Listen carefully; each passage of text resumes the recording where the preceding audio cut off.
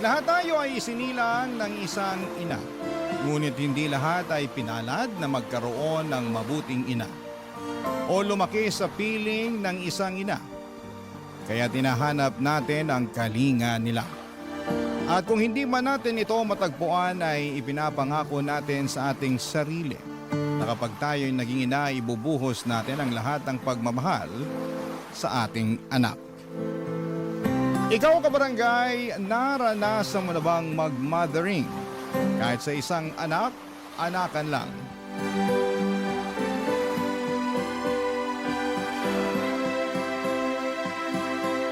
Dear Papa Dudut, makulay na tanghali po mga kabarangay. Sana po ay mapili po ninyo Papa Dudut ang aking kwento para itampok sa Barangay Love Stories. Alam po ninyo ay fan na fan niyo po ako. At lately ay pansin ko pong pumapayat po kayo. Ano po ba ang sekreto ninyo?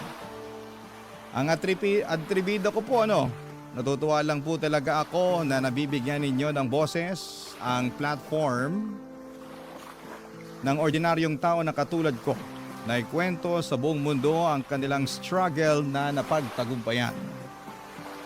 Ako po si Rene, super fresh pa po sa aking alaala.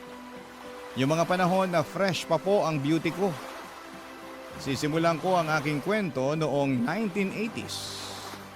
So alam na ng mga kabarangay natin na gurangchi na ako ngayon. Pero doon tayo sa freshness. Noong mga panahon kasing yon ay sobrang tabu pa po ang pagiging out and loud ng mga bakla. Kaya karamihan sa mga kabaklaan society ay kloseta. Paminta ang ora. Ganon din ako.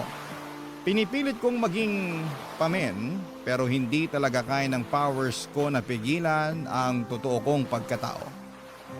Para kung bulkang gustong sumabog at ipagsigawan sa lahat na maganda ako at gawa ko ng Diyos.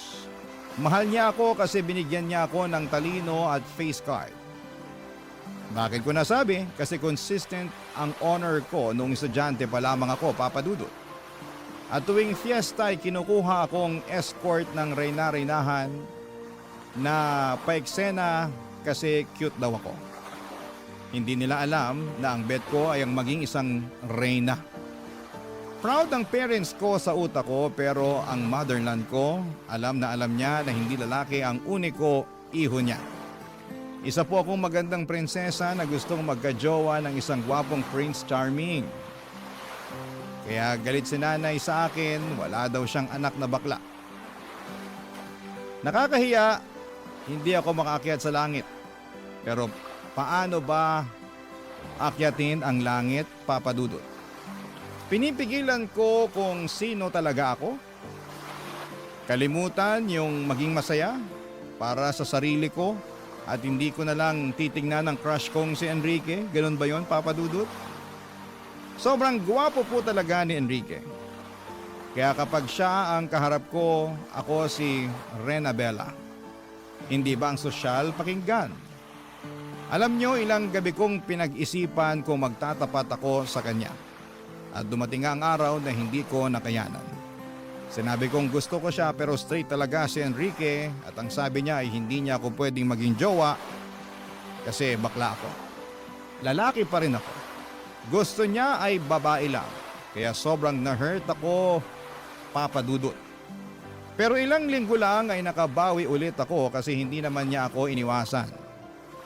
Ganon pa rin ang treatment niya sa akin pero may kaunting nagbago na gustong gusto ko naman.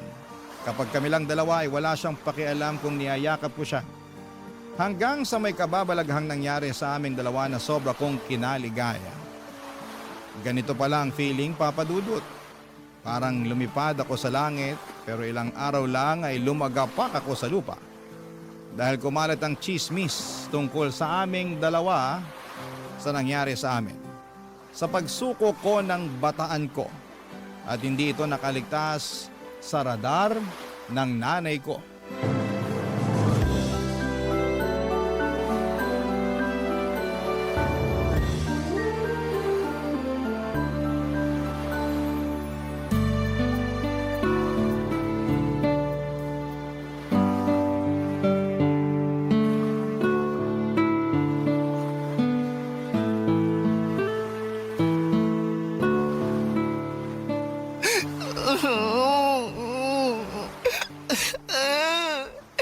Nay, tama na po.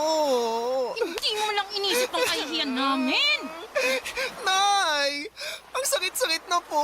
Ang dami ko na sugat. Di pa sapat yan. Kailangan magtanda ka. Nay naman, maawa naman kayo sa anak ninyo. Ngayon gusto mo kaawakan ka. Matapos mo ipahiya ang pamilya natin. Ay nako, hindi ka ba nag-iisip? Di ba honor student ka? Bakit hindi mo ginamit yung utak mo? Puso po kasi ang ginamit ko, Nay. Ay nako, tigilan mo nga ako, Rene. Lalaki ka! Lalaki ang pinanganak ko. Lalaki ang panganay ko, hindi bakla! Hindi niyo po ba talaga ako matanggap, Nay? Anong magagawa ko? Bakla po talaga ako! Tigilan mo! Di ka bakla! Alam mo kung malalaman to ng tatay mo? Naku, hindi lang bugbog ang aabutin mo. Mas malala pa rito. Eh, ganito po talaga ako, Nay. Magpakalalaki ka! Ang kabakla ng dahilan kaya pinagchichismisan tayo ng mga tao eh. Walang maidudulot na mabuti sa'yo yan. Ay, siguro kailangan kitang dalhin kay Mang Egoy. Ha? Yung matandang ginagamit ang lahoy niya sa panggagamot? Kadiri, Nay! Wala ako sakit! Ay naku, sinasapian ka nga ng masamang espiritu. Over naman, Nay! Ay, tigilan mo ko rin eh. Kung ayaw mong malagyan ng laway ni Mang Egoy, eh di tumino ka. Tumino? Ano, self-healing? Ganon? Basta, ayoko na may bakla sa pamamahay na to. Kung hindi, palalayasin kita. Ay, sobra naman kayo, Nay! Layas talaga! Hindi po kayo naaawa sa akin? Dahil lang sa pagiging bakla ko! Ikaw, nangangatwilang ka pa, ha? Nay, nakakarami ka na, ha? Rene, kapag may marinig pa ako at makikita kitang ginagawa mong gown-gown yung mga kumot natin, naku, malilintikan ka talaga sa akin. Naiintindihan mo ba ako? Tinatanong kita, Rene. Naiintindihan mo ba ako? Maybe. Ay! Iniinis mo ba ako, Rene? Opo, opo. Gets ko na po. Tama na, Nay. Kota ka na sa hampas. Tama na po. Sige na po. Titino na ako. Hindi na ako magiging bakla. Char. Papa Dudut, feeling ko talaga ay katapusan na ng buhay ko para talagang pinapaalis ni nanay ang kaluluwa ng baklang sumapi sa akin. Ang sakit pero mas masakit yung katotohanan na ayaw niya sa akin dahil lamang sa bakla ko. Pwede niya sana talaga akong pagalitan na bakit ko ginawa yon kay Enrique na bata pa ako. Wala pa sa wastong edad. Doon maintindihan ko siya pero ang punto niya ay bakit ako bakla at nakakahiya ako dahil sa kabaklaan. Pero syempre, sinunod ko na lamang si nanay para matapos na ang eksena na yon. Sinubukan kong maging superpamen, kulang na lang ay manligaw ako ng babae para pagtakpan ang totoo kong pagkatao. Sobrang hirap at alam ko kung bakit ako naghihirap dahil sa mga tsismosang nagpakalat ng magandang tagpo sa amin ni Enrique. Ang kaibigan kong ahas, si Caron. Nagulat talaga ako nang nalaman kong sa kanya pala galing ang lahat. Sa mga kwento pala talaga, may mga subkontrabida. Siyempre si nanay ang main kontrabida ko kasi lahat na lamang ay bawal. Hindi ko tuloy at hindi niya ako tunay or feeling ko tuloy ay hindi niya ako tunay na anak. Puro sermon at pananakit lang ang inaabot ko sa kanya dahil sa nag-iisang dahilan. Bakla ako. Pero itong si Carol sobrang pakialamerang fraud. Akala ko ay kakampi ko siya at akala ko ay mapagkakatiwalaan ko siya pero sinaksak niya ako ng patalikod. Para siyang mangkukulang na ayaw maging masaya ang isang prinsesang katulad ko, Papa Dudut.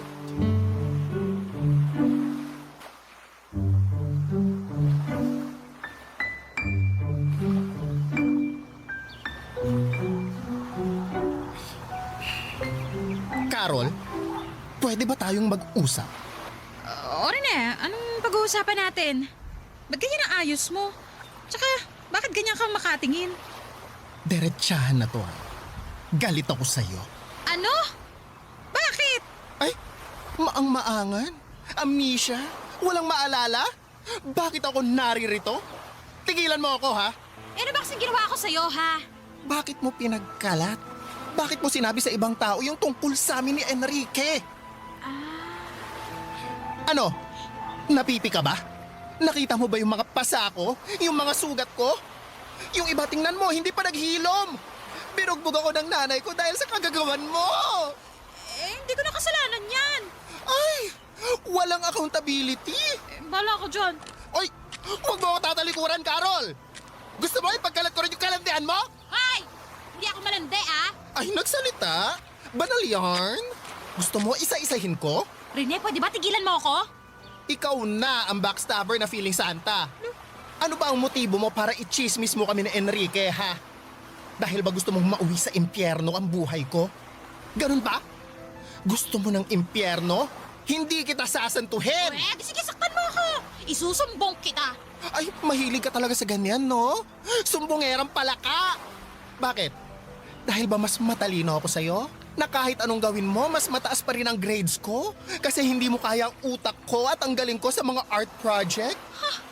Alam mo, nakakaawa ka kasi hindi ka lumalaban ng patas. Oo na.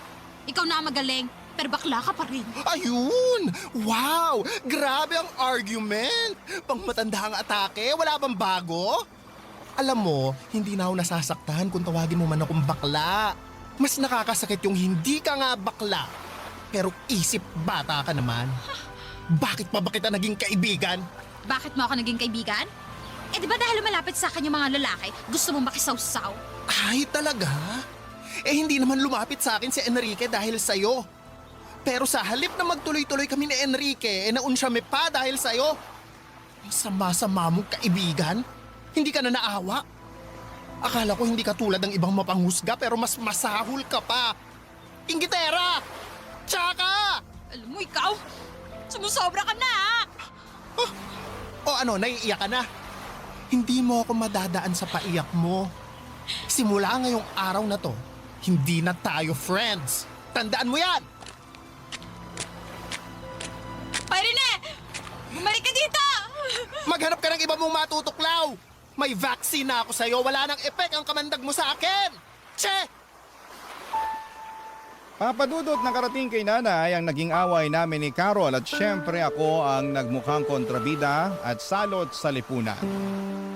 Napapaisip tuloy ako kung masama ba akong tao o hindi ko lang maintindihan si nanay. Pero sobra naman po dahil lang sa bakla ako ay bugbog ang aabutin ko sa kanya sa pang-araw-araw. Bukod doon ay tiniis ko ang lahat ng chismis at pangungutya sa akin dahil lamang sa pagiging bakla ko. Maharot daw ako, wala daw akong hiya at tagapalaganap daw kami ng mga sakit. Ganon kalala ang mga tao sa amin. Sobrang tiniis ko ang lahat hanggang sa makatapos ako ng high school at doon ko na pagdesisyonan na lumuwas ng Maynila. Sabi ko sa sarili ko na hindi na ako babalik pa sa Masbate. Gamit ang inipon kong pera ay lumuwas po ako ng Maynila. Nakituloy muna ako sa isang kamag-anak pero hinahamak din ako. Buti na lamang at nakahanap ako ng trabaho at tuluyan na akong namuhay ng mag-isa. Namuhay ako na walang inaalalang ibang tao. Namuhay ako bilang kung sino talaga ako. Bilang magandang Rena Bella. Barangay Love Stories. Barangay Love Stories. Ginawa kong araw ang gabi. Todo kayod ako sa trabaho para makaipon, papadudot. Naging janitor ako, waiter at kung ano-ano pa. Hanggang sa dumating ang araw na kaya ko nang pagsabayin ang trabaho at pag-aaral. Kumuha ako ng kursong accountancy. Bilang mukha akong pera ay bet kong maging propesyon ng tagabilang ng pera. Basang nasa isipan ko lang talaga noon ay gusto kong yumaman at ayaw kong hamakin ako ng mga tao. Gusto kong ipakita sa kanila na baklaman ako pero hindi niyo ako pwedeng tapakan. Kasi narating ko ang mga pangarap ko sa buhay. Sa awa ng Diyos, natapos ko ang accountancy kaya nakapagtrabaho ako bilang isang bookkeeper. Kahit professional na ako ay hindi pa rin nawawala ang mga bully dahil lamang sa kabaklaan ko. Pero wala nang titindi pa sa mga ginawa ng nanay ko noon sa akin. Kaya naman naging matatag na ako, Papa Dudut. Nakapagpundar ako ng isang bahay na hinuhulugan ko sa Mandaluyong. Hanggang isang araw, nakilala ko si Vince. Ngayon pa lamang ay sasabihin ko na walang kahit na anong namabagitan sa amin ni Vince. Si Vince ay isa ring bakla, dalagitang bakla. Naglaya sa probinsya nila kasi ayaw din ng mga magulang sa kanyang pagkatao. Nagmakawa ito sa akin, Papa Dudut, na sa akin muna tumira. Siyempre, naawa ako. Mabait naman siya, tumutulong sa gawaing bahay, pero dahil bata pa ay may mga bagay na kailangan ko rin talagang pag-aralan. Ang naiiba lang, hindi ko pinupuna ang pagkatao niya. Saka yung mga pangaral na parang isang inang nagmamalasakit talaga ang ginagawa ko sa kanya sa tuwing nagkakamali siya. Tulad ng huwag agad magtitiwala sa mga lalaki dahil mapagsamantala lamang sila sa kahinaan nating mga magaganda. Habang tumatagal, napamahal na ako kay Vince. Tinuring ko siyang anak, kaya todo support ako para mapaaral siya. Pero may ugali talaga ang anak kong ito na kailangan ko pong ituwid, Papa Dudut.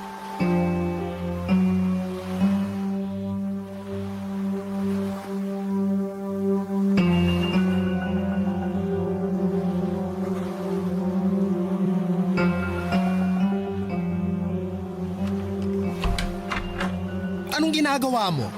Nangungupit ka? Mother, Vince, bakit mo to ginagawa? Sagutin mo ko. Hindi pa ba sapat ang ginagawa ko sa'yo para ganituhin mo ako? Pinagnanakawan mo ako ng pera? sorry mother. Ilang beses mo na tong ginawa, ha? Kaya pala nawawalan ako ng pera dahil ninanakawan mo ako? Eh tayong dalawa lang dito sa bahay. Pinapaniwala ko lang ang sarili ko na baka mali lang ako. Pero ngayon, nakita kita sa akto. Mother, sorry. Palalayasin mo na ba ako? Hoy Vince, huwag mo akong idaan sa paawa. Hindi ko sinabing palalayasin kita. Pero bakit ka nangungupit? Hihiya po kasi ako sa inyo eh. Gusto ko po sanang manood ng concert. Vince naman. Sorry po talaga, mother. Sana sinabi mo na lang sa akin. Nahihiya po kasi ako eh. Hindi naman po basic needs yun eh. Pinaaral mo na nga po ako eh. Pinapakain. Tinuturi na parang anak mo. Kaya parang kalabisan po kung hihingi pa po ako sa inyo. Eh ang pagnanakaw. Hindi ba mas kalabisan yon? Mother, sorry po talaga. Mabuti na lang at nalaman ko ng maaga. Paano kung masanay ka na? Magiging normal na lang sa'yo ang magnakaw. Gawin mo ang madaling paraan para makuha ang gusto mo. Kung tinuturing mo akong totoong mother, hindi ka gagawa ng kalabisan na katulad nito. Mali po ako. Mali po talaga yung ginawa ko. Huwag na huwag mong ugaliing maging sinungaling at magnanakaw, Vince, ha? Oo, bakla tayo. Pero hindi tayo sinungaling at magnanakaw. Hindi ako nahihiya sa pagiging bakla ko. Ang dapat mahiya yung nagnakaw at nuknukan ng sinungaling. Mother, pasensya na po. Sorry po talaga. Aalis na lang po ako. O aber kung aalis ka, saan ka naman pupunta? Maghahanap po siguro ng trabaho. Hindi ko po alam. Hindi, huwag kang umalis.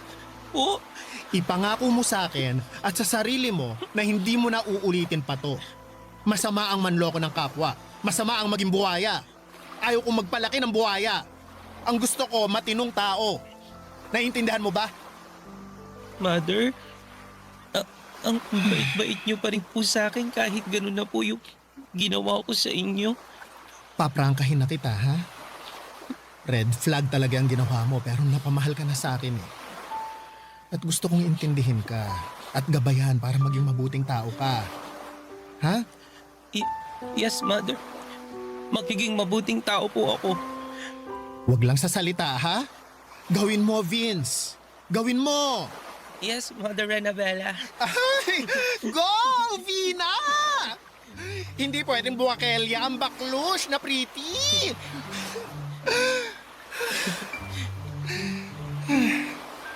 Basta mag-aral ka, ha? Hindi kita susukuan. Ipaglalaban ko ang mga pangarap mo sa buhay kasi that's how to mothering a beautiful daughter should be. Wow, English? Nag-aral kaya ako? Ang galing nyo nga po, Mother eh. Idol ko po kayo. Asus. O ito, bibigyan na kita ng perang pambili mo ng ticket para rumampa ka ng bongga. Bibigyan pa kita ng extra para may pambili ka ng outfit mo. Talaga, Mother? Kailan ba ako nangako na hindi ko tinupad? Oh, never pa po. O never naman pala eh. Kaya bongga ka sa concert. Ay, thank you po, Mother. I love you. Oy, English? I love you too, anak. Papa Dudut, iginapang ko ang pag-aaral ni Vince dahil nakikita kong ito ang yaman na pwede kong ibigay sa kanya. Mahirap ang mag-aral. Naranasan kong igapang ang sarili ko at ayaw kong maranasan ni Vince ang paghihirap na yon. Sa totoo lang ay marami na akong baklang natulungan. Pero iba ang sitwasyon ni Vince. Kasi kinupkup ko siya at parang ako na ang naging nanay niya. Bilang isang ina ay tinupad ko ang aking obligasyon sa anak, ang suportahan ang kanyang pag-aaral at pangarap sa buhay. At sobrang saya ko po nang makapagtapos siya ng high school, Papa Dudut. Proud na proud ako sa kanya at sa sarili ko na kaya ko palang maging isang ina at tatay sa isang hindi ko kadugo. Pero trinato ko talagang anak. Siyempre may mga lalaki din naman ako kaya may mga masasayang araw din ang puso at katawang lupa ko. Pero iba rin talaga nang dumating si Vince, Papa Dudut. Nabihag niya ang puso ko nang biglang magpakita itong si Andrew sa akin. Sa bahay ko na tumira itong si Andrew, may mother at father na itong si Vince na anak-anakan ko. At tuwing umuwi si Vince galing sa school, sa college ay parang perfect family talaga kaming tatlo. Ang saya-saya ko po, Papa Dudut, pero may ginawa si Andrew na red flag sa akin.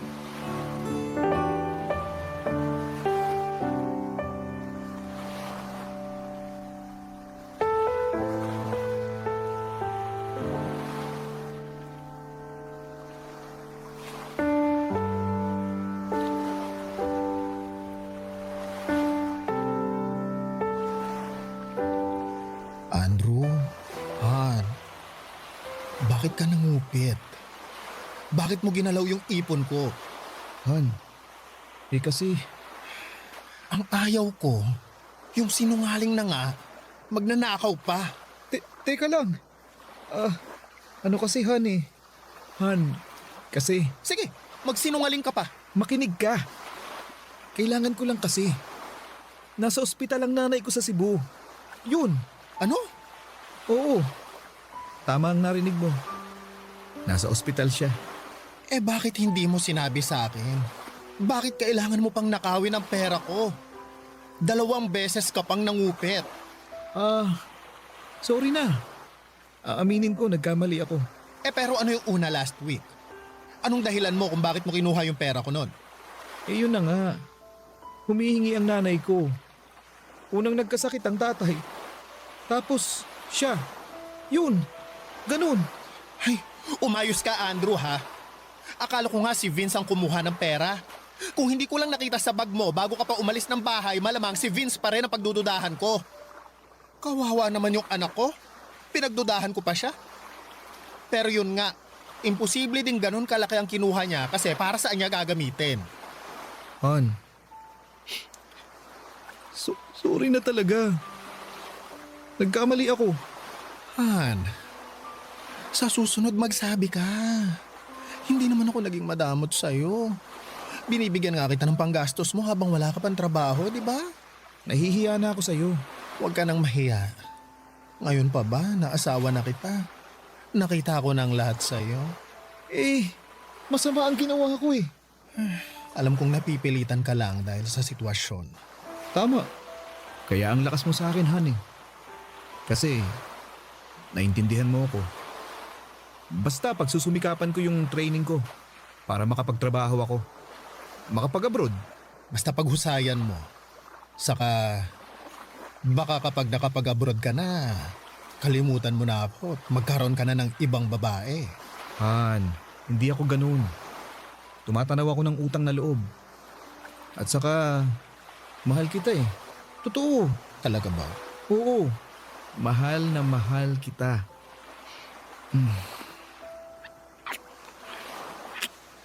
Ay, Han, hindi ko kayang mawala ka sa piling ko.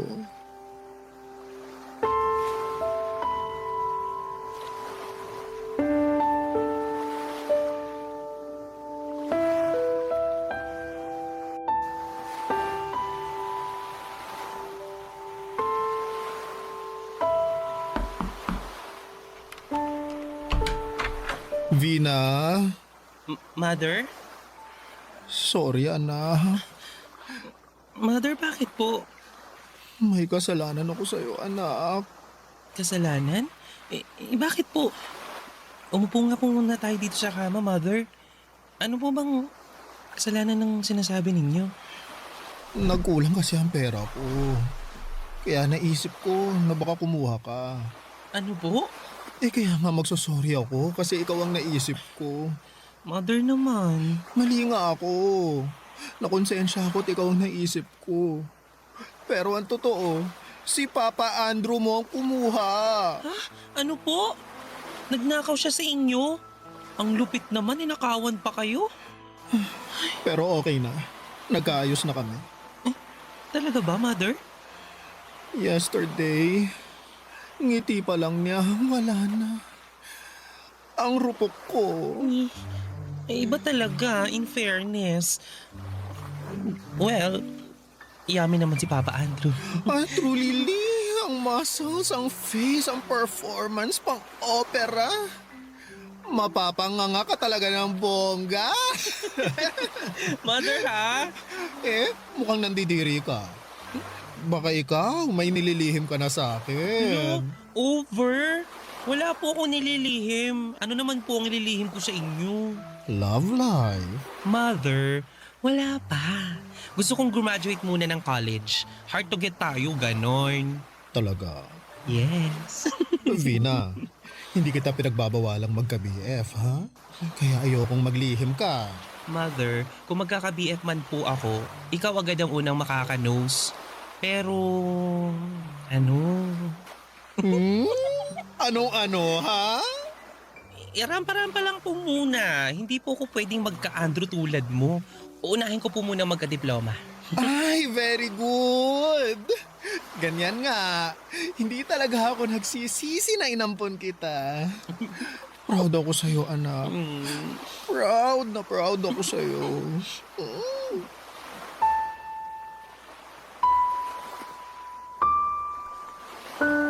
Papadudod, sobrang panatag ng loob ko sa aking mag-ama. Sobrang saya namin sa bahay at feeling ko talaga ay perfect na ang lahat. Naayos ko na yung pinakaayaw ko sa tao, yung magnanakaw at sinungaling. Pero pansin ko ay hindi na pera ang nawawala sa bahay, pati mga gamit. Hindi ko malaman kung sino ang gumagawa kasi maraming beses din na pumunta ang mga kaibigan ko, kaibigan ni Vince at kaibigan ni Andrew sa bahay. Baka nasa lisi lamang kami. Saka kapag nawawalan ako ng pera ay hindi ako nakakahanap ng bakas. Kung sino nga ba ang kumukupit. Kaya naman nagpalagay na ako ng CCTV sa kwarto nang hindi nila alam para malaman ko kung sino ang nagnanakaw. Pero sobra po akong nasaktan sa aking mga nakita. Nagpatira pala ako ng buwaya sa bahay. Ang lala na pala kasi araw-araw akong niloloko. Araw-araw akong pinapaniwala na pamilya ang turing sa akin at hindi ako pinagsasamantalahan. Pero nagkamali ako, Papa Dudut. May mga bagay siguro na hindi mo talaga hawak. At darating na lamang ito at magdadala ng sakit sa puso mo. Akala ko talaga na magiging maayos na kaming tatlo. na parang ang bahay-bahayan naming laro ay totohanan na. Pero hanggang laro lang pala talaga ang lahat. At tulad ng mga laro ay may talo. Mukhang talo ako dito, Papa Dudut. Barangay Love Stories. Barangay Love Stories. Papa Dudut, kailangan kong magpakatatag at lumaban pa rin. Marami na akong pinagdaanan para hindi ko kayanin ang dagok na ito sa buhay ko. Isang kagimbal-gimbal ang nalaman ko. Nangungupit pa rin si Andrew ng pera at huling-huli ko ito sa CCTV. Ang niyayakap ko pala tuwing gabi ay isang kawatan at sinungaling. Kung titignan ay mabait naman si Andrew sa akin. Nabibigay niya ang pangangailangan ng katawang lupa ko. Nilalambing niya ako, niyayakap at naiisip ko na ganito talaga siguro kapag bakla. May mga lalaking talagang mapagsamantala at ginagamit ang kahinaan namin. Ilang araw din akong hindi nakatulog. Hindi ko siya makumpronta kasi ayaw kong mawala siya sa akin. Nasanay na ako na siya lang ang lalaki sa buhay ko. Kaya hinahayaan ko na lamang. Papa Dudu, tuwing pumapasok ako sa trabaho ay napapanood ko sa app ko sa phone ko ang kuha ng CCTV. Dito na ako nagtataka kasi bakit pumapasok si Andrew sa kwarto ng anak ko. Nagnanakaw din ba siya?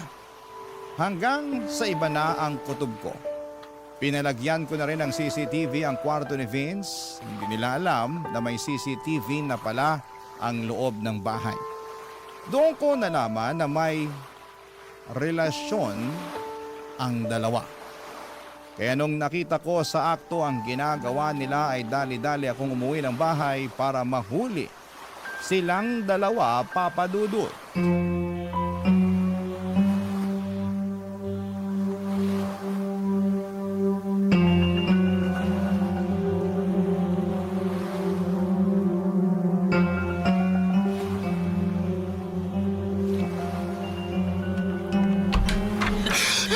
Mother? Hayop kayo! Tama na! Andrew! Tama na! Bakit si Vince pa? Bakit? Huli! Han! Huwag mo ako matawag-tawag na Han! At ikaw, Vince! Ang landi mo! Bakit si Andrew pa? Huwag mo akong madaan-daan sa paiyak-iyak mo! Pinakain kita! Binihisan! Ginawang tao! Pero isa ka palang ahas! At ikaw lalaki ka! Ang sama mo! Ang sama-sama mo! Namumuro ka na sa pananakit, ha? Karapatan kong saktan ka! Kasi ginawa niyo akong tanga! Rene, ha? Pigilan mo na to. Titigilan ko na talaga! Dahil palalayasin ko kayong dalawa! Lumayas kayo! Ano? Rene naman. Huwag naman ganun. Anong huwag? Matapos kong malaman ang kahalayan niyo! Sa anak ba natin talaga, Andrew? Rene naman. Pareho naman kayong bakla, ah. Mapagbigay lang. Kasiyahan lang. Anong kasiyahan? Saka ano yung pangungupit mo? Kasiyahan lang din? Anong pangungupit yung pinagsasasabi mo? Wala akong kinupit, ha? Ay talaga naman! Ang magnanakaw! Kapatid talaga ng sinungaling! Wag mo akong pagbibintangan. Ikaw pa ngayon ang nagbabanta? May ebidensya ako! Ano? May CCTV ang buong bahay na to! Lahat ng galaw sa loob ng bahay nakikita ko! Ang pagnanakaw mo! Ang kahayupan yung dalawa! Kaya lumayas na kayo! Layas! Mother!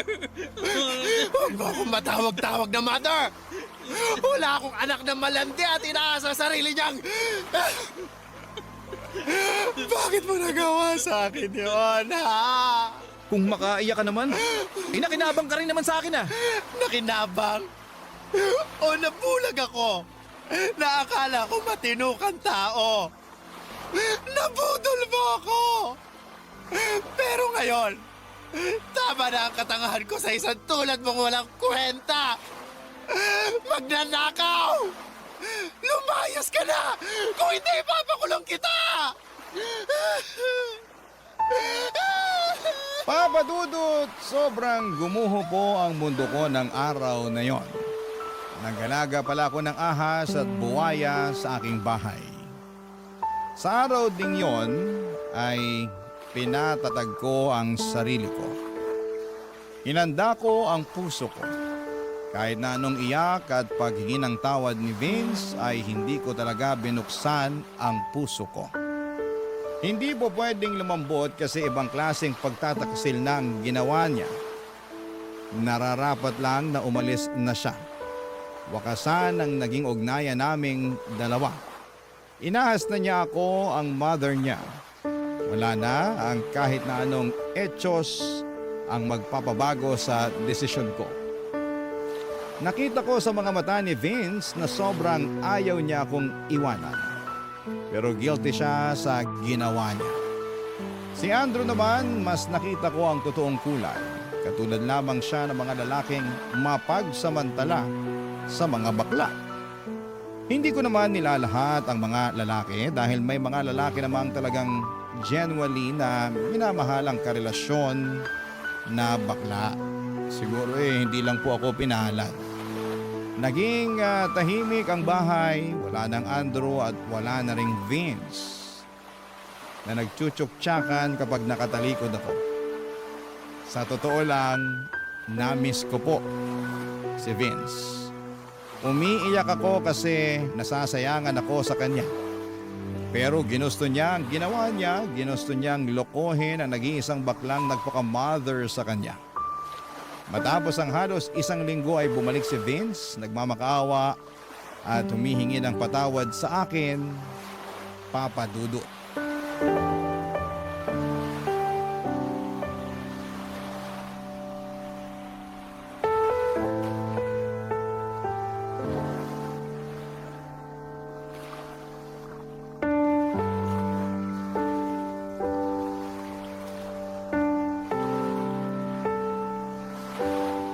Maupo ka sa sala.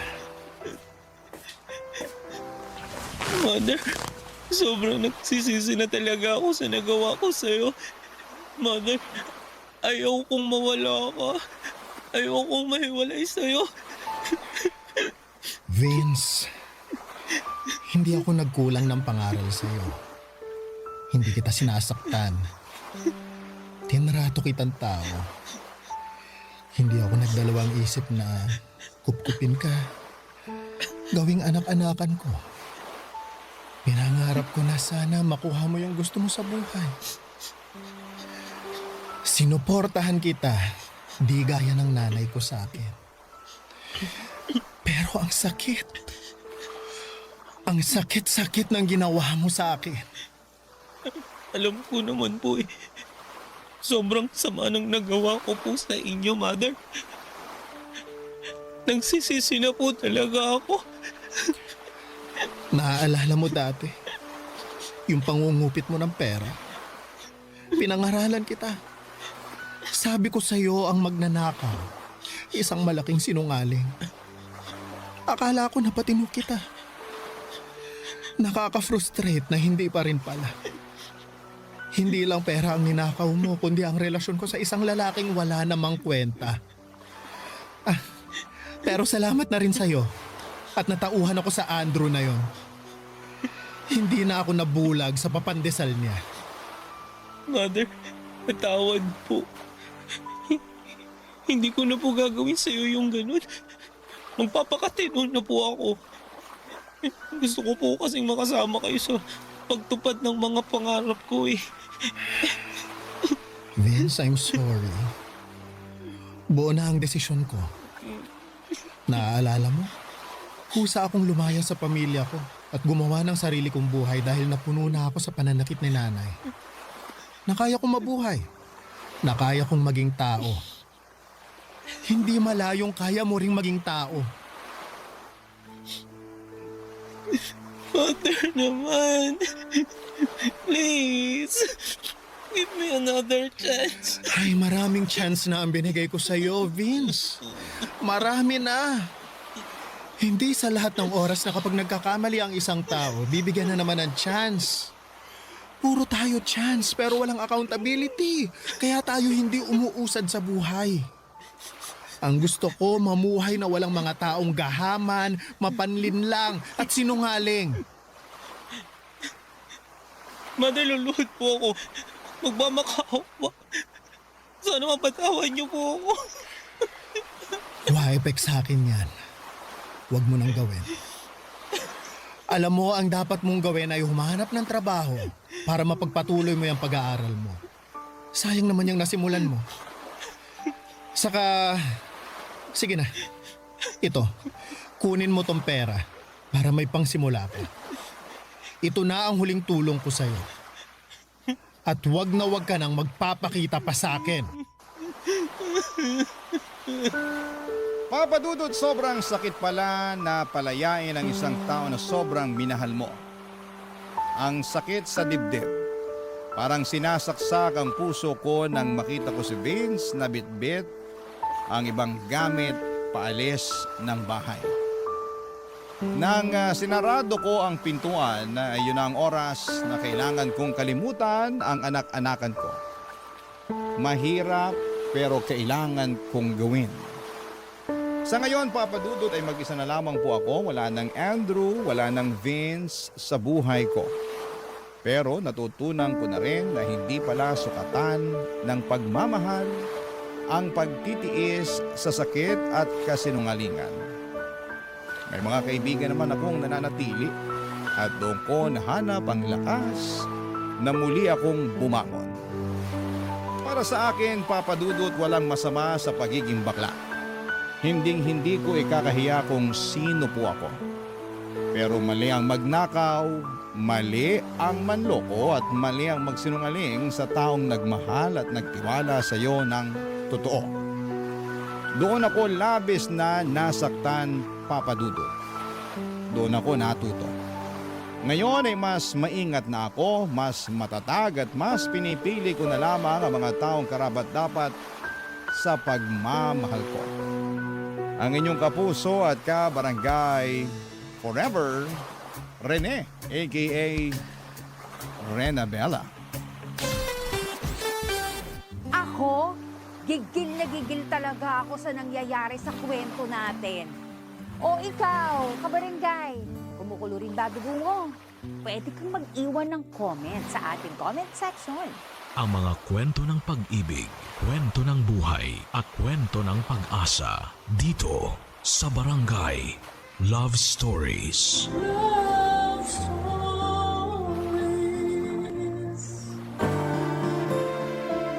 Magpakabuti tayo hindi lamang sa isang tao, kundi sa lahat.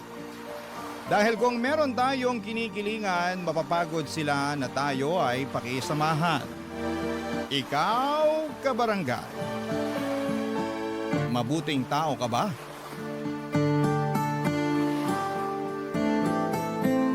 Dear Papa Dudut, naranasan nyo na bang mapunta sa isang sitwasyon kung saan ay nasadla kayo ng husto? Ako kasi ay oo at yon ang gusto kong ibahagi sa mga kabarangay nating panatiko ng Barangay Love Stories. Pero bago ang lahat ay magpapakilala muna ako sa inyo. Tawagin niyo na lamang po ako sa pangalang Bobby, 38 years old at taga Mandaluyong. Nitong mga nakalipas na araw ay sobrang lugmo ko at para bang wala nang bukas para sa akin. Sunod-sunod kasi ang mga nangyaring trahedya sa buhay ko na malalaman ninyo sa pagpapatuloy ng aking kwento. Pero magsisimula muna ang lahat noong 30 anyos pa lamang ako. Kami na lamang ng nanay ko ang magkasama noon sa bahay dahil nasa ibang bansa ang kuya ko para magtrabaho.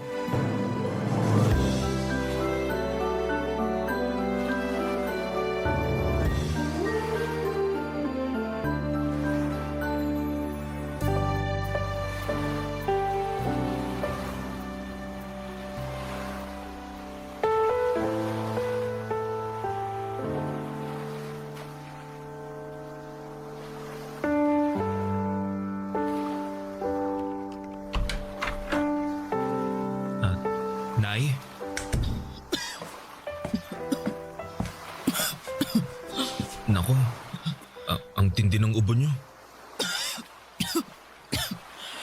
Ayos lang ako, anak. Di po kayo mukhang ayos, Nay. Ayos nga lang ako. Ay, buti pa, abot mo na lang yung tubig dyan sa tabi ko nang makainom ako. Sige po. Ilapag ko lang muna tong bit-bit kong lugaw dito sa tabi, ha? Oh, Nay, ito na po yung tubig. Daan-daan po sa pag-inom, ha? Salamat, anak. Kumusta na po ang pakiramdam nyo? Gaalala po ako para sa inyo. Huwag kang mag-alala. Ayos na naman ang pakiramdam ko eh. Hindi na ako mainit. Tingin ko bumaba na ang lagnat ko pero inuubo pa rin ako. Kaya nga pinagluto ko po kayo ng lugaw at dinala ng gamot para makainom na kayo pagkatapos kumain eh.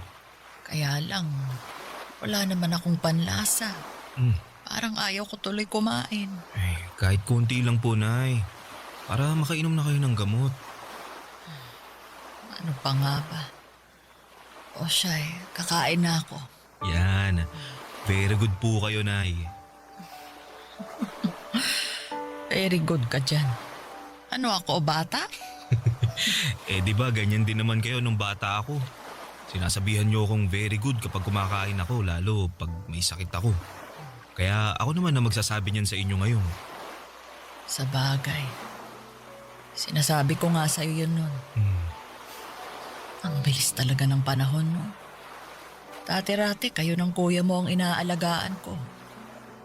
Ngayon, kayo naman ang nag-aalaga sa akin.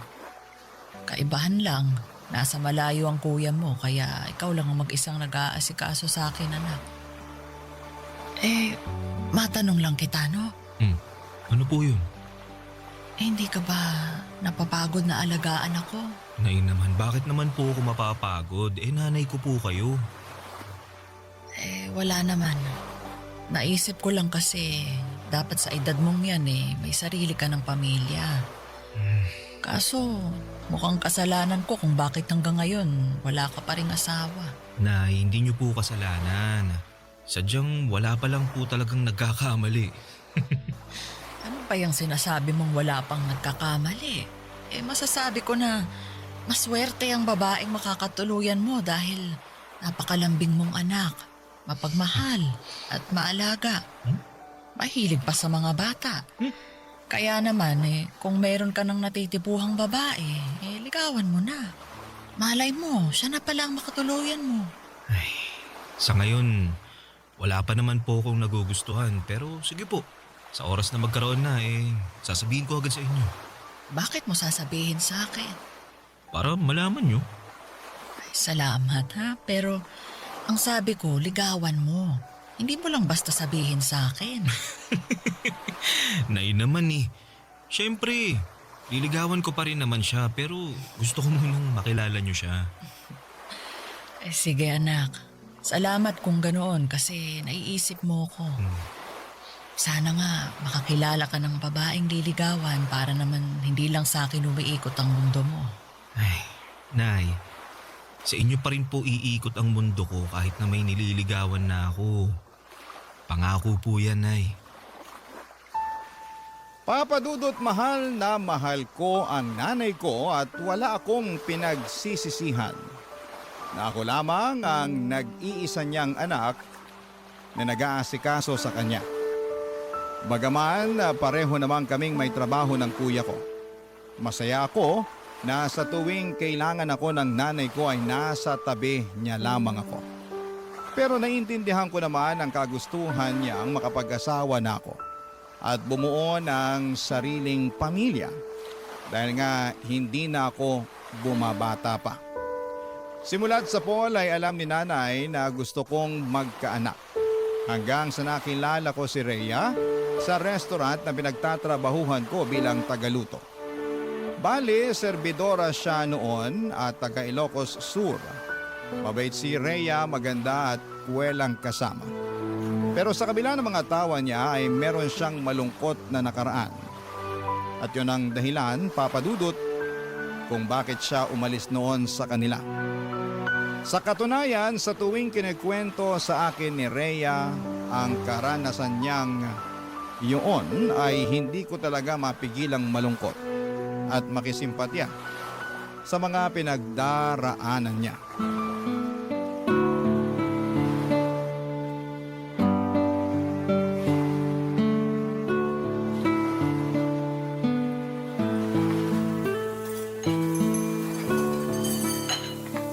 Kaya ayun, nangako ko sa sarili ko na magsisika para umasenso sa buhay. Kaya nga kahit mahirap at wala akong kaalam-alam sa magiging buhay ko rito sa Maynila nakipagsapalaran pa rin ako. Gusto ko pagbalik ko sa Ilocos ibang Rhea na ako. Hindi ko naman hangad na yumaman pero gusto kong magkaroon ng komportableng buhay. Kaya lalo mo ako napahanga Ang lakas ng fighting spirit mo. Uy, thank you pero kailangan Malay mo, meron pang magandang buhay na naghihintay sa'yo pag nagpatuloy ka. Ay, sana nga meron. Pero ewan ko. Minsan, hindi ko pa rin mapigilang mawalan ng pag-asa. Lalo, parang ang layo-layo ko pa rin sa mga pangarap ko. May iba ka pa bang pangarap bukod sa mabigyan ng maayos na buhay yung mga magulang mo sa probinsya? Gusto ko rin makakilala ng lalaki na magiging katuwang ko sa buhay. Yung mamahalin ako at aalagaan. At magkakaanak, syempre. Lalo't hindi na ako bumabata, di ba? Baka kumunat na tong matres ko pag pinatagal ko pa ang pagbubuntis. Sobra ka naman sa kumuna. Para namang chichirya lang na nahanginan. Uy, seryoso ako dun Kung kayong mga lalaki walang problema sa pagkakaroon ng anak kahit may edad na kayo, ibahin nyo kaming mga kababaihan. Hindi naman sa nilalahat ko, no? Kasi meron pa rin namang mga babae na nabubuntis pag umedad na ng 35 pataas. Pero madalas nahihirapan na talaga. Ganun ba yun? Oo. Kaya nga sana makilala ko na rin yung matinong lalaki na makakatuwang ko sa buhay. Naniniwala kasi ako na may inilaan ng Diyos na makakapareha natin sa buhay na to. Ikaw ba? Ganun din ba ang paniniwala mo? Oo. Bakit parang hindi ka pa sigurado? Naniniwala naman ako pero mas naniniwala doon ang nanay ko. Kaya nga pinaghahanap na niya ako ng mapapangasawa dahil tumatanda na daw ako. Talaga? Anong sagot mo? Yun, sabi ko, sige. Kung may makikilala ako at magugustuhan ko liligawan ko na tapos ipapakilala ko agad sa kanya. Ayun, natuwa naman at sobrang excited. Ewan ko ba dun? Ganun lang siguro talaga ang mga nanay. Sobrang excited na magkaroon ng apo. Ay, bigla ako tuloy na miss ang nanay ko. Kumusta na kaya siya? Hindi mo malalaman ang sagot kung hindi mo siya tatawagan.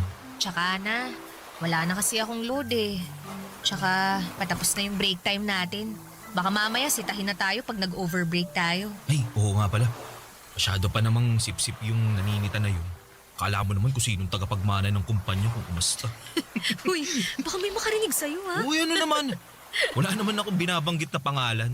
Bato-bato na lang sa langit. Ang mag-react, pangit. Papadudo 3 buwan na noon si Rhea sa pinagtatrabahuhan namin at masasabi ko na naging sobrang close kami. Sa katunayan ay siya lamang ang dahilan kung bakit ako nag-stay sa pinapasukan ko. Gusto ko na kasing umalis noon dahil sobrang toxic na rin ang management namin. Alam ko naman na magiging malaking pagsubok na naman sa akin ang paghahanap ng mapapasukang trabaho. Lalo na high school graduate lamang ako. Bukod doon ay ayoko ring magtrabaho sa malayo dahil maiiwang mag-isa ang nanay ko sa bahay namin. Yun ang dahilan kung bakit hindi ko pa tinatanggap ang alok at tulong sa akin ng kuya ko na nag-ibang bansa na. Hindi nga nagtagal ay nagtapat ako ng pag-ibig kay Rhea at sinagot naman niya ako, Papa Dudut. Kasunod noon ay nabuntis ko siya, kaya lalo ako nagkaroon ng dahilan upang hindi na umalis ng Pilipinas. Barangay Love Stories. Barangay Love Stories.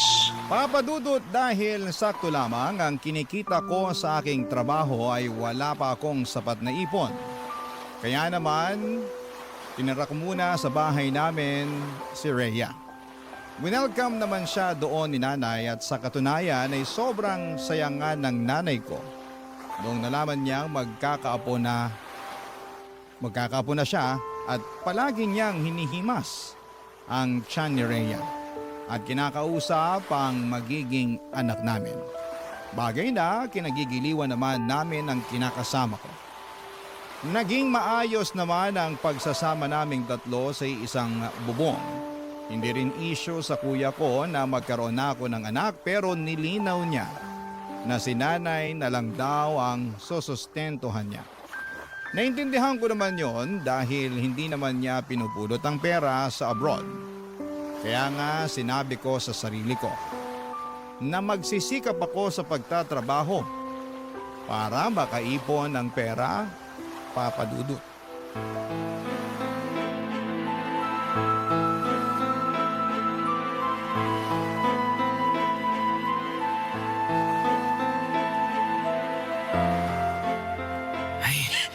Nay!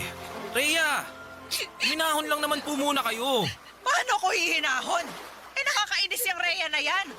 Biruin mo, ayaw magkusot ng damit? Mas gusto pang i-washing, hindi naman natatanggal yung dumi. Natatanggal naman po eh. Anong natatanggal? May nakita ba akong kapiraso? Alam mo naman na ayaw kung may natitirang dumi, di ba? Saka bakit ka ba gamit ng washing machine kaya tuloy lalong lumalaki yung konsumo natin sa kuryente? Bakit ko po hindi gagamitin? Sayang naman. Nakatenga lang dun sa solo ko. Tsaka isang beses lang naman nag-washing sa isang linggo At para na rin mapabilis yung trabaho ko. Buti sana kung tinutulungan niyo akong maglaba hindi naman. Kung kaya lang ng likod ko, hindi sana hindi ko na inasa ang paglalaba sa'yo. Bakit? Likod niyo ba ang maglalaba? Ay! Lintik na babae ito!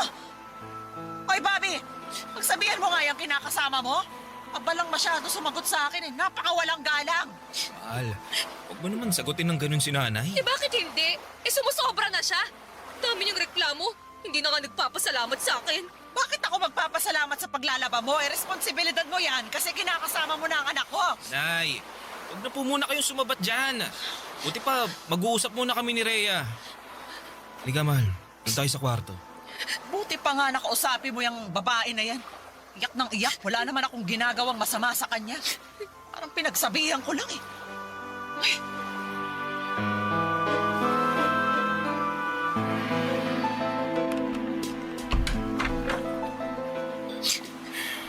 Ayos ka lang ba, mahal? Mukha ba akong ayos? Sumusobra na talaga yung nanay mo. Akala mo kung sino? Ikaw naman.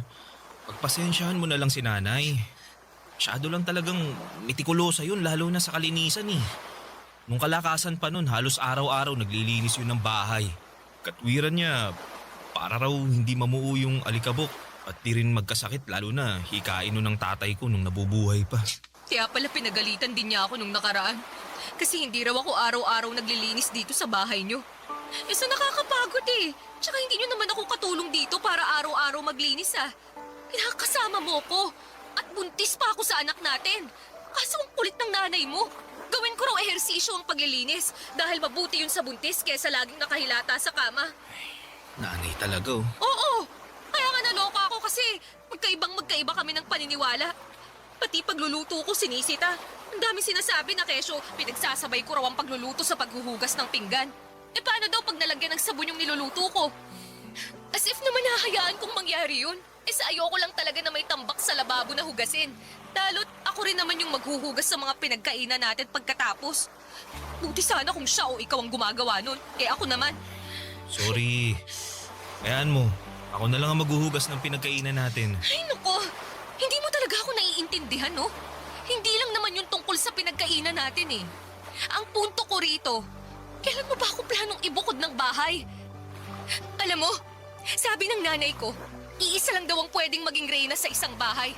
At sa sitwasyon natin ngayon, ang nanay mo lang yon dahil pamamahay niya to. Kaya naman mabuti pa na bumukod na lang tayo para hindi na kami palaging nag-aaway. Hindi natin pwedeng gawin yun dahil ako lang ang inaasahan ng kuya ko na magbabantay at mag-aalaga kay nanay. Saka wala pa akong sapat na ipon pambukod natin kaya sana magtiis ka na lang muna.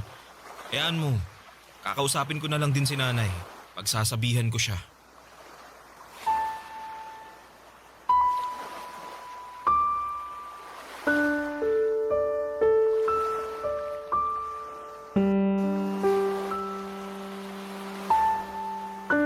Papa Dudut, naiintindihan sinabihan ko naman ang pinanggagalingan ni Rhea.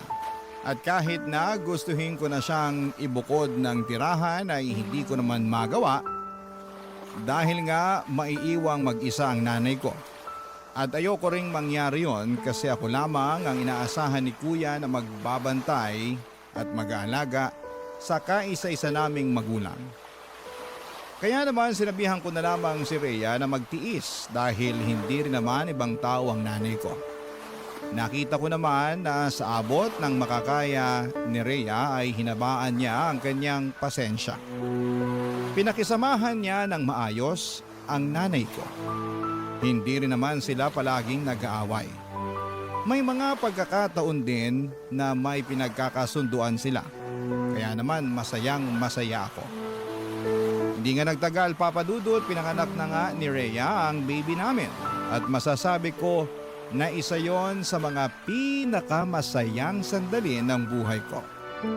Ngunit doon pa lang pala magsisimula ang pinakamalaking pagsubok na pagdadaanan namin.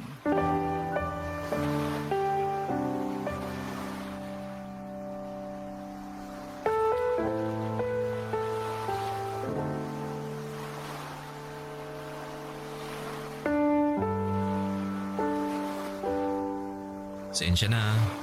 Yan lang muna mabibigay ko. Dami ko kasing kaltas. Mga reklamo ng customer, ganun. Ha? Eh bakit nagre-reklamo sila? Di raw masarap ang luto ko. Ganito, ganyan. Kaya nga lagi akong pinagagalitan ng bisor natin eh.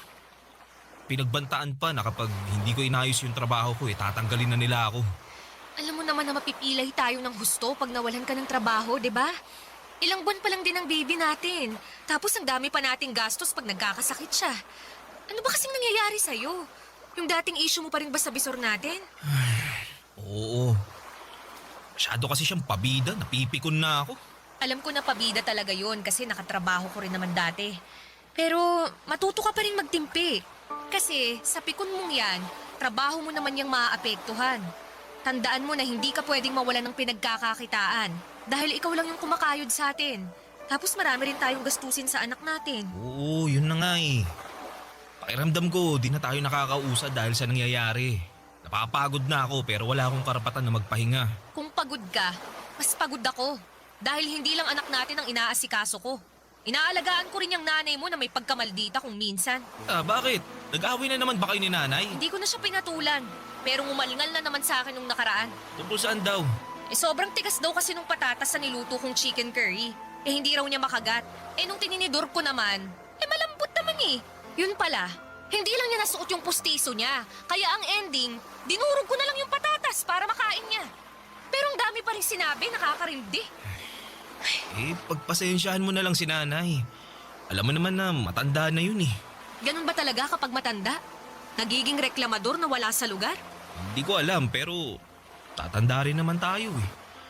Ilagay na lang natin yung sarili natin sa sapatos ni nanay. Ay nako, basta ako. Hindi ako magiging toxic na matanda kagaya ng nanay mo. Sobra ka naman sa nanay ko. Kaya nga gusto ko nang bumukod na tayo eh. Para wala nang problema. Pangako, hindi mo na ako maririnig magreklamo tungkol sa nanay mo. Di ba? Nag-usap na tayo tungkol sa bagay na yan. Ay nako, oo nga pala. Ayaw mong bumukod kasi ayaw mong iwanan ng nanay mo. Bla bla bla bla bla. Diba? Ewan ko ba naman sa'yo at naisip mo na naman yan. Kita mo ngang hirap na hirap pa tayo sa pera. Pag nandito tayo, mas makakatipid tayo sa pagbabayad ng renta. Nakatipid nga tayo sa pagbabayad ng renta. Pero mukhang mapapagastos ka sa akin pag tumagal-tagal ang pananatili ko rito at makikisama dyan sa nanay mo. Ha? Teka, anong ibig mo sabihin? Kasi baka ipasok mo na lang ako sa mental dahil nabaliw na ako nun. Rhea naman eh. Seryoso ako doon, Bobby. Ay nako, kawawa naman ako. Papadudot naging sakitin ang anak namin kaya naglabas-masok kami sa ospital. Dahil sa nangyari ay nagkautang-utang ako sa kuya ko, makabili lamang ng gamot para sa anak namin. Yun din ang dahilan kung bakit naghigpit kami ng sinturon. Dahil sa liit ng sweldo ko at sa laki ng gastos, para sa pangangailangan ng anak namin ay wala na halos matira sa akin. At yun nga ang pinag-ugatan ng away namin ni Rhea. At dahil maliit nga lang ang bahay namin ay naririnig ni nanay ang pag-aaway namin. Kaya hindi niya mapigilang makisali. Kapag nangyayari yon, Papa Dudut. Lalo lamang naiinis si Rhea dahil pakiramdam niya ay nagkakampihan kaming mag-ina para pagtulungan siya. Naipit ako sa sitwasyon ng sobra. Para akong tupang naligaw mula sa kawan na naglalakad ng walang direksyon. Barangay Love Stories. Barangay Love Stories. Papadudot nung sa tingin ko ay pasan ko na ang daigdig. Nang mga panahong yon ay meron pa palang ilalala ang sitwasyon. At yun nga ay noong nagkasakit ang nanay ko. Mabuti na lang at nandyan si kuya para suportahan ang pagpapagamot niya, lalo na noong nadiskubre namin na meron siyang early signs ng Alzheimer's disease. Nalugmok ako ng sobra, lalo at pareho pa sila ng anak ko na may sakit kaya naman lalong bumigat ang pasan-pasan ko sa aking mga balikat. Pero buti na lang at nandyan si Rhea para alagaan ang nanay ko kahit na meron silang hindi pinagkakasunduan. At tinutulungan niya rin ako upang gumaan ang pagdadala ko ng buhay. Masasabi ko na kahit mahirap ay malaki pa rin ang pasasalamat ko sa aking kinakasama, Papa Dudut.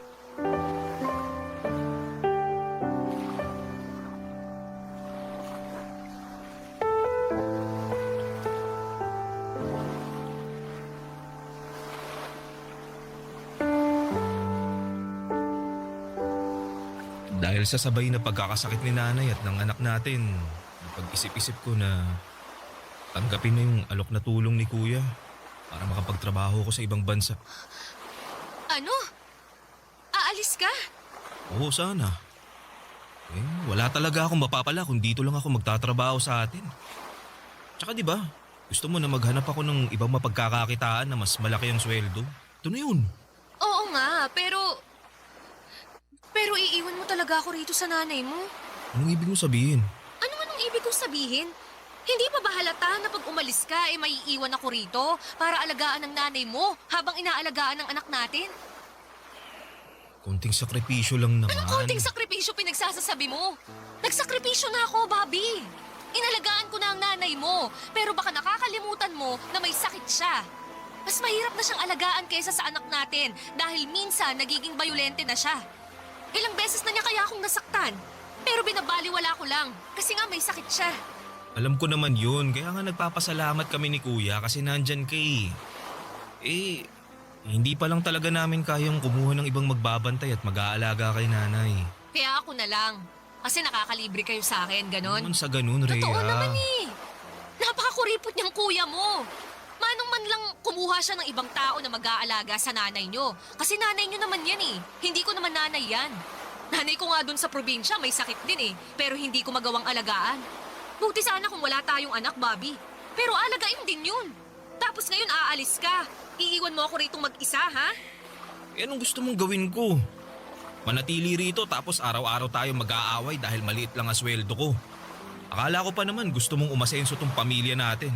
At ngayon na may pagkakataon na tayo na makaluwag-luwag, ganyan ka naman umasta. Imbis na suportahan mo ako, mas inuuna mo pang bilangin yung paghihirap mo. Hindi ako nagbibilang ng paghihirap ko, ha? Hindi raw. Sa inyo nakikita ko Kasi yun ang gusto mong tingnan. Ni minsan ba, pinasalamatan mo ako sa pag-aasikasok sa nanay mo at sa anak natin kahit na pagod na ako? Hindi naman, di ba? Kasi para sa inyo ng kuya mo, responsibilidad ko na alagaan yung nanay nyo dahil nakatira ako sa pamamahay nyo. Yun nga ang rason kaya gustong-gusto ko nang bumukod tayo. Kaya lang atrasado ka naman dahil sa nanay mo. Nanay ko ang pinag-uusapan natin dito, ha? Hindi siya ibang tao kaya magdahan-dahan ka sa mga sinasabi mo tungkol sa kanya. Wow naman, ha? Nakaka-touch naman na napakabuti mong anak sa nanay mo. Pero hindi ka naman mabuting kinakasama. Bawiin mo yung sinabi mo! Ayoko nga! Bakit ko babawiin? Totoo naman lahat ng yon. Uti pa dyan ka na. Saan ka pupunta? Sa kwarto. Tutulog na kasi baka bigla pang bumangon yung nanay mo at makisali sa away natin. Magkakampihan lang kayo. Kawawa naman ako sa inyo.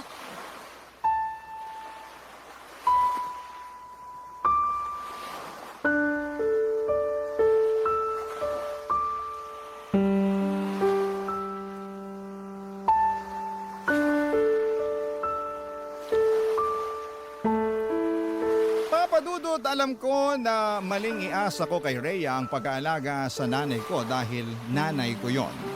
Ako ang anak noon kaya ako dapat ang gumagawa ng mga bagay na yon.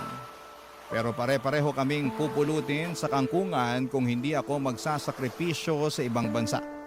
Kaya nga kahit masakit sa akin na mapalayo sa mga mahal ko sa buhay ay tiniis ko. Nagpakabingi ako sa iyak ni Rhea at pagtutol niya na umalis ako dahil desidido akong ituloy ang pag-abroad ko.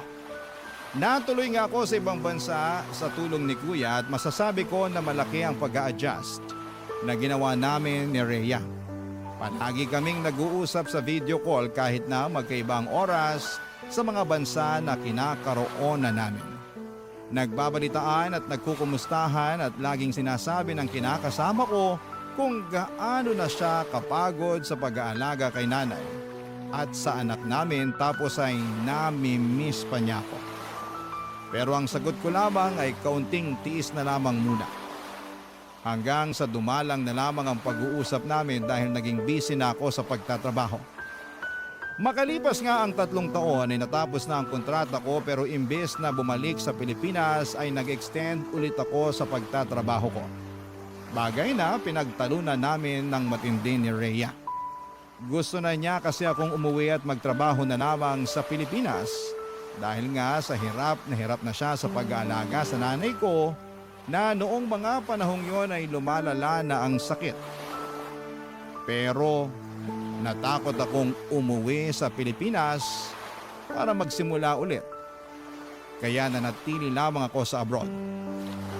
Makalipas nga ang maraming taon ay nakaramdam na ako ng kapaguran at pagkamis sa mga minamahal ko sa buhay. Doon ko naisip na gusto ko nang umuwi para makasama ang nanay ko at ang aking mag-ina. Ngunit iba ang nadatnan ko sa aking pagbabalik sa Pilipinas.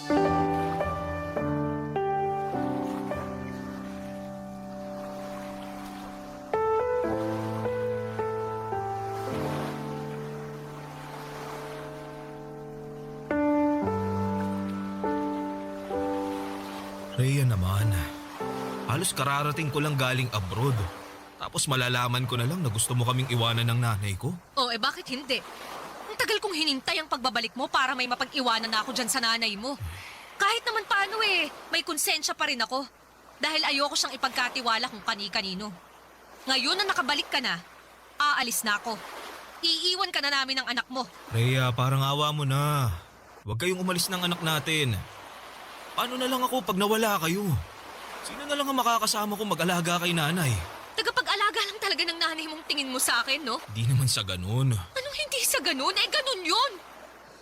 Ilang taon kong inalagaan ng nanay niyo, Bobby. Ni ha, ni ho, wala akong narinig sa inyo ng kuya mo. Ilang taon mo rin akong narinig na nagsabi sa'yo na napapagod na ako. Pero hindi mo ako pinakinggan. Ang tagal mo sa abroad, pero hindi man lang pumasok sa kokote mo na maghanap ng mag-aalaga sa nanay niyo, no? Sinamantala niyo talaga na makatipid kasi nandito naman ako. Ang kakapal ng mukha niyo. Sana pala siningil ko kayo sa ilang taon kong serbisyo sa magulang niyo. Tawarin mo kami, Rhea. Di naman namin sinasadya. Pwes patawarin mo rin ako kung mas gusto ko na lang iwan kayo. Dahil pagod na ako sa inyo. Hindi ba natin pwedeng ayusin yung pamilya natin? Kinakasama mo ko, may anak tayo. Kinakasama na wala namang pagmamahal sa akin. Hindi totoo yan. Totoo yan. Dahil yun ang pinaramdam mo sa akin. Yung hindi mo pakikinig sa akin sa tuwing magkikwento ako at maglalabas ako ng sama ng loob. At yung pagdidesisyon mong mag-extend sa abroad at hayaan akong mag-alaga rito sa nanay mo ang nagpapatunay na hindi mo talaga ako mahal. Kasi Bobby, kung mahal mo ko, iisipin mo rin ang kapakanan ko. Hindi lang sarili mo at sa kung paano kayo makakatipid ng kuya mo. Kaya nga nagsisisi na ako. Hayaan mo, babawi ako sa'yo. Lalo ngayon, nagdesisyon na ako na hindi na ako babalik sa ibang bansa. Ay, wow! Nagdesisyon ka na naman pala nang hindi ako kinukonsulta. Sa bagay, sino lang ba ako sa buhay mo para konsultahin mo? Ni hindi mo nga ako asawa eh. Hamak na nanay lang ako ng anak mo at tagapangalaga ng nanay mo. Bobby, pagod na ako. Ayoko naman gugulin yung buhay ko sa pag-aalaga sa nanay niyo. Naalala mo yung sinabi ko sa'yo noon? Na iba ko pang pangarap, ha? Na gusto ko rin makakilala ng isang lalaki na magiging katuwang ko sa buhay. Yung mamahalin ako at aalagaan. Akala ko ikaw na ang lalaking yun. Pero nagkamali ako. Gusto ko lang naman maranasang alagaan. Kasi pagod na akong mag-alaga. Rhea, Huwag mo akong hahawakan. Rhea please. Mag-usap tayo.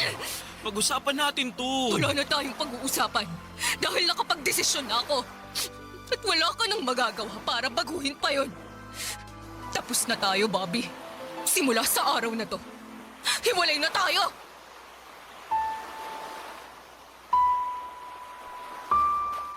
Papa Dudut, wala akong nagawa noong nag-alsabalutan na si Rhea at tuluyan nang umalis sa bahay namin kasama ang aming anak. Hindi ko na sila napigilan pa, lalo at kasabay noon ay nagwala si nanay kaya kinakailangan ko siyang intindihin. Durog na durog ang puso ko dahil sa pangyayaring yon, lalo na at hindi yun ang tagpong inaasahang kong dadatnan pag uwi ko sa Pilipinas. Makaraan ng isang linggo ay nabalitaan ko na lamang sa dati naming katrabaho na meron na palang bagong kinakasama si Rhea. Galit na galit ako. Pero naisip ko na baka yung taong yun lang din ang nasa tabi niya noong mga panahong wala ako at hindi siya pinakikinggan. Kaya nga mas lalo lamang akong nasaktan at sumama ang loob sa aking sarili. Kasalanan ko talaga kung bakit ako iniwan ni Rhea. Akala ko, Papa Dudut, ay wala nang isasakit pa ang nangyari sa buhay ko. Pero neto lamang Hunyo ng taong ito ay biglang namatay ang nanay namin. At kahit na ilang buwan na ang lumipas, ay hindi pa rin ako makausad. May mga gabi na lagi akong nagdarasal. At hindi na sana magising sa umaga ako para hindi ko na rin maramdaman yung matinding sakit na halos pumilas sa libu-libong piraso ng aking puso. Pero kahit na gano'n ang mga nangyari ay nananatili pa rin akong buhay. Umaasa na lamang ako na balang araw ay makakausad ako at makakaahon sa lusak na aking kinakasadlakan. Hanggang dito na lamang po ang sulat ko, Papa Dudut. Maraming salamat po sakaling mapili po ninyong i-ere sa programa ninyong Barangay Love Stories. God bless and more power sa inyong istasyon. Ang inyong forever, kapuso at kabarangay, Bobby. Anong say mo sa Barangay Love Stories na ito? Pagkwentuhan natin sa comment section yan.